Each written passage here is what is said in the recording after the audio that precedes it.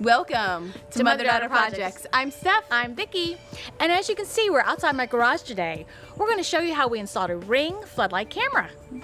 As you know, we recently remodeled all of Mom's garage, and the last step was to add a little security, and that's what we're doing today. So come join us. First, we unbox the new Floodlight. It comes with all the screws and accessories, along with some stickers and install manual. We're going to install this ourselves as we're comfortable doing so, but if you're not comfortable with this install, be sure to consult a licensed electrician. Our first step was to turn off the power to the original floodlight at the circuit breaker. Then I removed the old floodlight.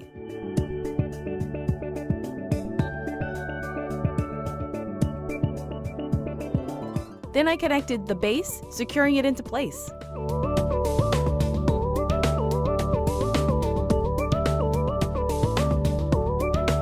The packaging includes a hook to hang the floodlight on the base while you're wiring. The wiring's pretty simple, white to white, black to black, and the two coppers are your ground. They're all secured with plastic wire connectors.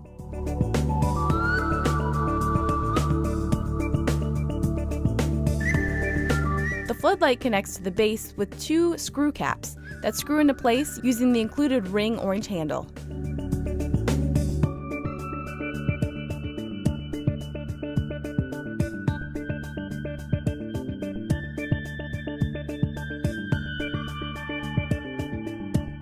I positioned the lights and camera and restored power to the fixture.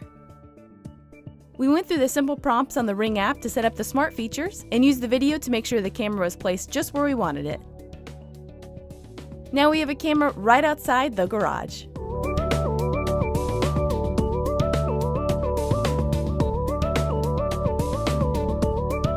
If your floodlight is controllable with a light switch like Mom's, Ring includes these stickers to remind you not to turn off the switch, as all the features can now be controlled through the app. What we learned.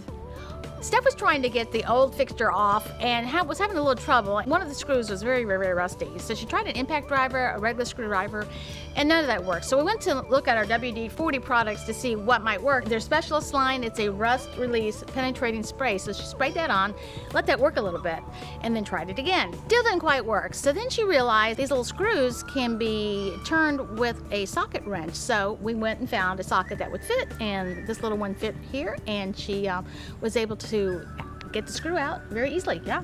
So once I got the old fixture removed, I was putting on the base for the new Ring floodlight camera, and I wasn't able to get the screws fully in because I was on a ladder and it was hard to get a lot of leverage. So what we did is I actually used this screwdriver, hand screwdriver, and then I used a wrench to help me have some extra leverage to get that screw in, and that's actually called mechanical advantage.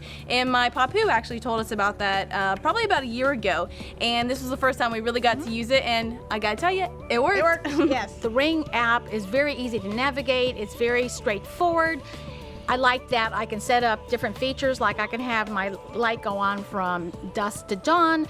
It's a very bright LED, which is really nice, so when I come home, it's very bright. I'm not coming home in the dark. And you can share the app, so you can share it with someone else to help monitor your space as well. And this is kind of a nerdy thing, but I like to do it because sometimes I forget to lock my car, so I'll stand in my garage, open up the app, and watch to see if I've locked it. So if you like this and you want to see more from us, be sure to visit us at motherdaughterprojects.com and subscribe right here on YouTube. Click the bell and you'll be alerted to all our new projects. And sometimes I'll forget to lock my car, so I'll stand in my kitchen, open up the app, press a little button for... Oh my gosh, could that be louder? Could that be louder? Yes.